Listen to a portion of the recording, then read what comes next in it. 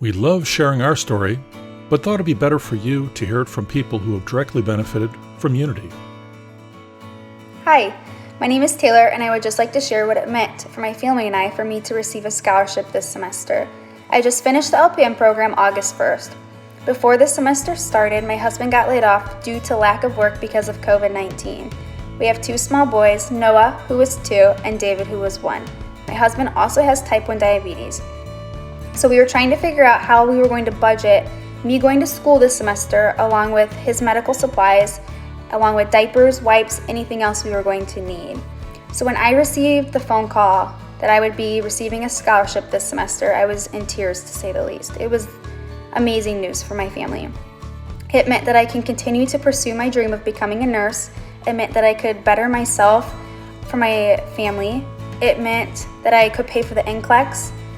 It meant that I could pay for books for school. It meant that I could continue to grow and learn without financial burden this semester. It was a huge blessing for us. You never know how much a student might need a donation. You never know how much a student's family might need a donation. Donations are acts of kindness that make a difference in people's lives. And I know that the donation that we received this semester made a huge difference in our lives. So thank you to all donors. Unity Foundation convened the home team over 15 years ago. It was really in response to a funding request for shelter for homeless men. And they realized that there wasn't a lot of coordination around homeless services. So they brought together a number of funders and local representatives to discuss and plan on how to prevent homelessness.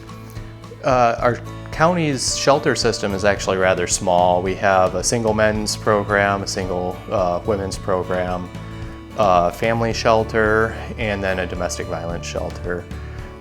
So really preventing homelessness so that we can save those shelter beds for the most needed people, that's essential. We also have a rental assistance committee that meets bi-weekly to identify state, federal, and local funding for rental assistance, try to identify the best ways and most efficient ways to implement the rental assistance to keep people from becoming homeless.